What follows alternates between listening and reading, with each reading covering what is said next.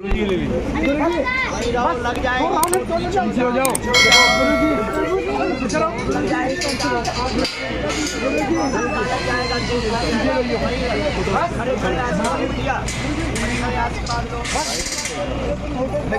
कोई भी स्पर्श नहीं करेगा वो।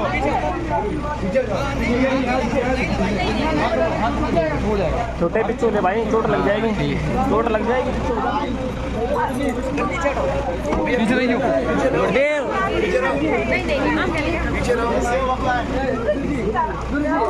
गुरुदेव गुरुदेव गुरुदेव एक बार भाई की बात कर दीजिए। हाँ गुरुदेव गुरुजी गुरुजी गुरुजी गुरुजी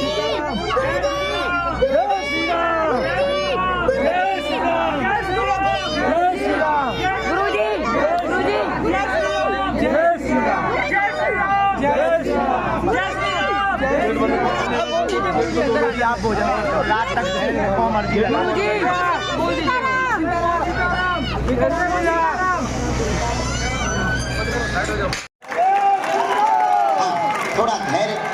थोड़ा धैर्य आपको रखना पड़ेगा। धैर्य इसलिए, हम मशीन तो है नहीं, चलो गुरु जी यहाँ चार्ज कर दो फिर हमारा भी बुढ़ापा, शरीर कांपने लगा, हाँपी भरने लगी, आंखों से दिखना कम हो गया। अभी पराये घर भी जाना है, फिर भी ये दुर्दशा है।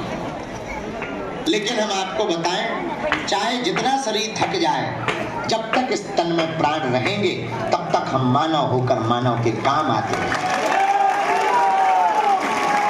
हमको चाहे लेटे लेटे अर्जी लगानी पड़े, हमारे देवता ऐसे तो है नहीं कि अगरबत्ती लगा भी परत, दिया जला भी परत, हवन कर भी परत, तब देवता आओ तब पर चपना। हमारे देवता तो परे परे बता देते।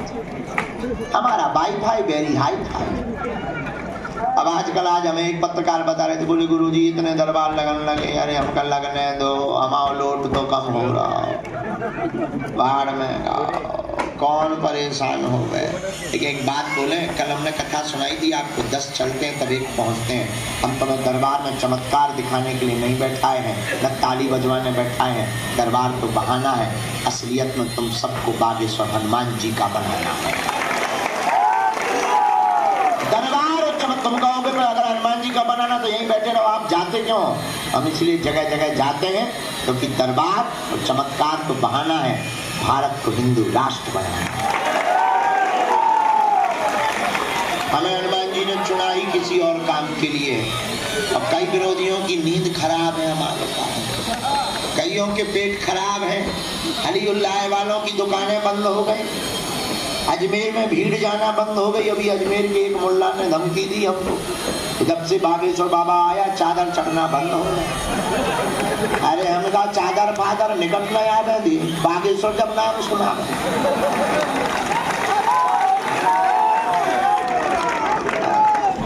आप ये जो बातें बोलते हैं मिर्चा लग जाती लोगों को। लेकिन एक बात बोले, ये जो हम जान हथेली पर लेके बोलते हैं, किसके लिए बोलते हैं? हमारा क्या स्वार्थ? अच्छा एक बात बताओ, दरबार में हम आपसे 1 रुपया लेते नहीं, हमारा कोई स्वार्थ? भंडारा भी फ्री में करवाते, कोई स्वार्थ? कई बार गालियां भी सुनते लोगों की ना मिलने पर, हमारा कोई स्वार्थ? हमारा एक स्वार्थ है, भारत हिंदू राष्ट्र हो जाए और तुम्हें तांत्रिकों के चक्करों में ना पड़ना पड़े और तुम्हारा भला हो जाए। वरना हमारा अच्छी खासी हम कथा करते हैं, कथा में कोई काम नहीं, 3 घंटा कथा करो, 18 घंटा सो। लेकिन हम क्यों मेहनत कर रहे हैं, क्यों चिल्ला रहे हैं, क्यों? तुम्हारे लिए। हम चाहते हैं तुम हमारा परिवार, हम चाहते हैं अपने सनातन के ऊपर अब कोई उंगली ना उठाए, हम चाहते हैं तुम पाबंदियों के चक्करों में अपनी बहन बेटियों को ना पहुंचाओ। बोलो जय सिया राम, जोर से बोलो।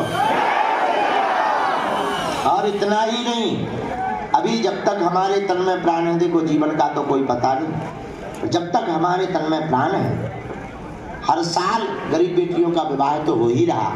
अब हम 2029 तक नहीं और पहले ही कैंसर हॉस्पिटल बनवाने जा रहे हैं।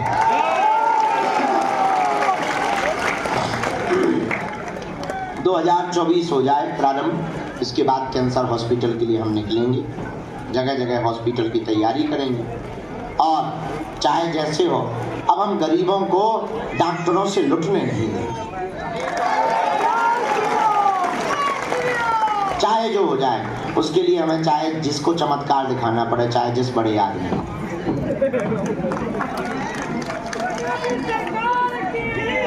लेकिन आप सबसे यही प्रार्थना, आप लोग हम पर श्रद्धा मत रखें। हम तो नालायक मूर्ख पापी जी, गांव के गवार हैं, हम तो धूर्त आदमी हैं, हमारे ऊपर श्रद्धा मत रखो। आपको श्रद्धा रखनी ही है। आपको देखो, इंसान हमेशा भरोसा तोड़ देता है, भरोसा रखना ही है। बागेश्वर हनुमान पर भरोसा रखो, वो कभी नहीं तोड़ेंगे। नाम जप करो, पेशी कभी मत छोड़ो। देखो, नियम छोड़ोगे कल्याण नहीं होगा। धैर्य रखो। हम अक्सर एक शेर बोलते हैं, कल भी बोला था, आज बोल देते हैं, ज्यादा नहीं होगा, कौन पेट में अपच हो जाएगी। गफलत से जो डर जाए तो जेर नहीं होता, अपनी ताकत पर जो इतराए वो शेर नहीं होता। दरबार में बागेश्वर बालाजी के आकर मायूस ना हो बंदे, यहाँ देर तो होती है पर अंधेर नहीं होता। और हमने तो अपनी आंखों से देखा, अभी कल या परसों एक आदमी आया था, बोले महाराज जी आप मिले नहीं हमें, लेकिन हमारी बेटी को ऐसा रोग था जन्मजात, उसको खून नहीं बनता था। हमने डॉक्टरों से जब उस बारे में पूछा कि इसका मतलब क्या है, बोले महाराज ये लाइलाज बीमारी है। जब खून नहीं बनता है तो प्रत्येक बच्चा को पूरी जिंदगी भर हर महीना खून चढ़वाना पड़ता है, तब जी पाता है। और खून बंद कर दोगे बालक मर जाएगा।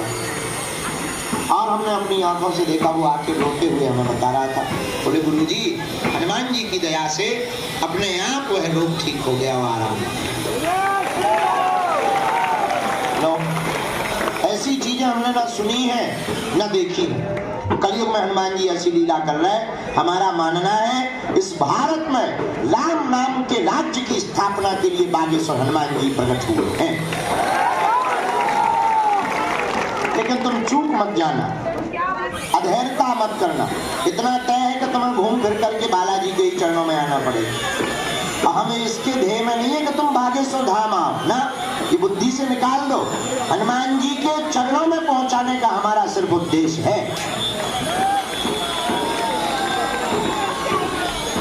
ऐसे बागेश्वर बालाजी के जो दरबार में आप बैठे हैं, लहसुन प्याज मांस मंदरा बंद कर दो।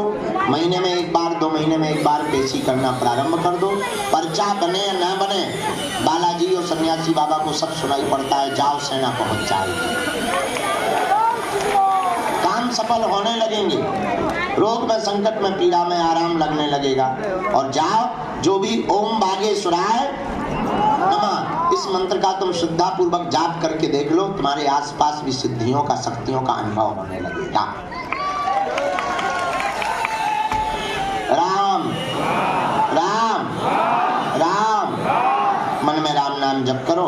आज का दरबार अब हम शुरू करते हैं। जिनकी अर्जी, आओ सन्यासी बाबा बालाजी महाराज, जितने लोग यहाँ बैठे हैं, इन लोगों की अर्जी स्वीकार कर दो, इन लोगों पर कृपा कर दो, कृतार्थ कर दो।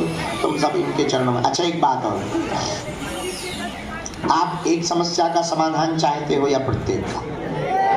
जोर से बोलो। पक्का? प्रत्येक समस्या का समाधान कौन कौन चाहता है? चाहते हो तो हमारी 3 शर्तें हैं। पूछो क्या क्या है, जोर से पूछो। और इतनी जोर से भी ना पूछो कि कान के पर्दे ही फट जाए। हाँ, तो पहली शर्त, 3 शर्तों में आज से हमारे चक्कर में ना पड़िए।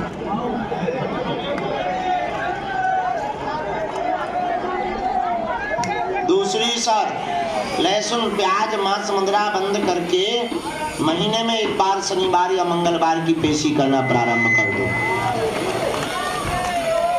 तीसरी शर्त, मंदिर पर चढ़ जाना, बालाजी को देखकर कह देना बस बहुत हो गया, बहुत भटक लिया, आज के बाद, आज से जिंदगी भर के लिए तुम हमारे हो गए और हम तुम्हारे हो गए।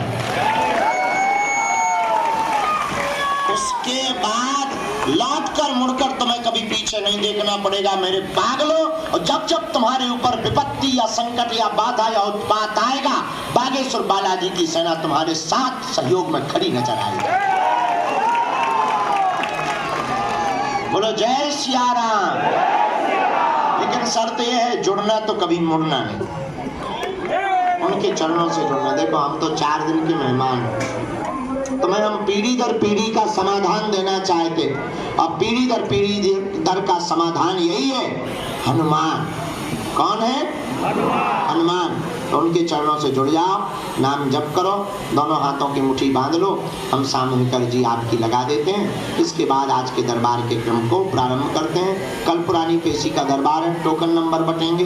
टोकन नंबर में जिनके पर्चा है उनको टोकन नंबर प्राप्त होगा। उसके बाद में कल पेशी चढ़ेगी। कल प्रेतराज सरकार का दरबार लगेगा। परसों बुधवार को लेट लगेगा, 1 घंटे का दरबार लगेगा बुधवार का।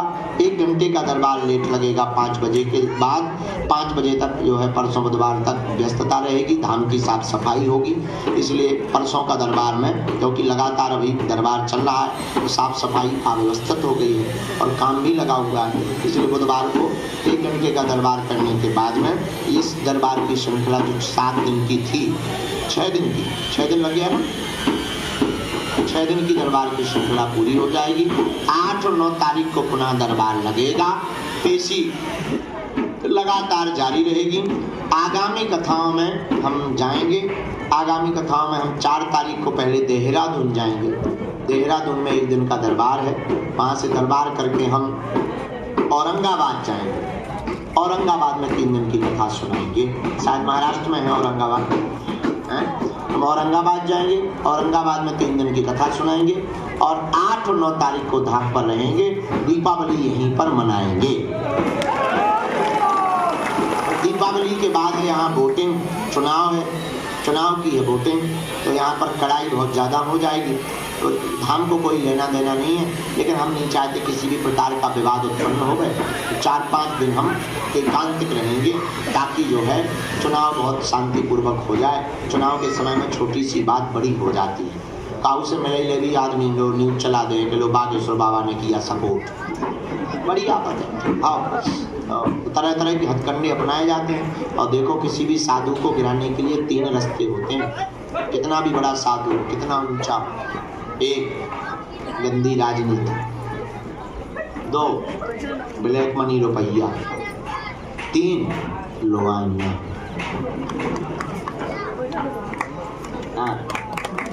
कितना भी बड़ा साधु हो, चोर को फांसी, साधु को दासी,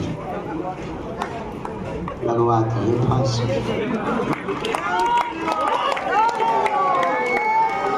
बात मानो हमारी सांस की। हाँ, यही से हमने विचार करो कि ये राजनीति की टाइम पर 3 दिन तक राम जी और 5 दिन तक जब तक चुनाव चलेंगे राम जी गायब रहेंगे। चुनाव हो जाएगा, वोट मिल जाएगी। कल होंगे, कल सामूहिक अर्जी भी लगेगी श्रीमान। दोनों हाथों की मुट्ठी बांध लो। Thank you.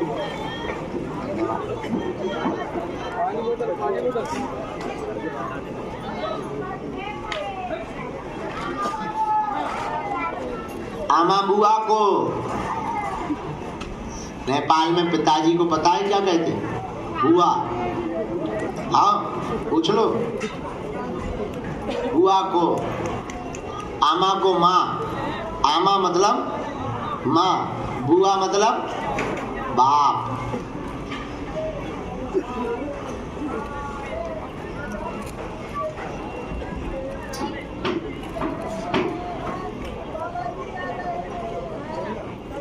राम कहो।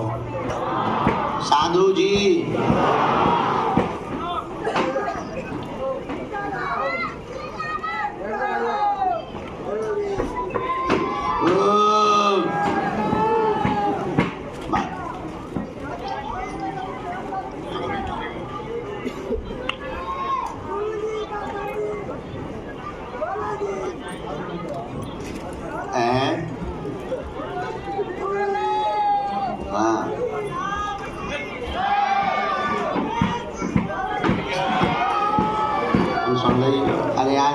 माँ के बिटिया कहा करे माँ को ससुराल करे।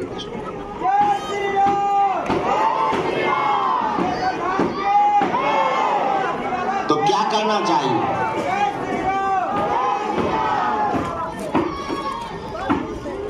देखो बहना, पूरे संसार में वैसे तो कोई ना मायके वाला किसी का है, कोई किसी को नहीं चाहते, सब अपने अपने को चाहते हैं।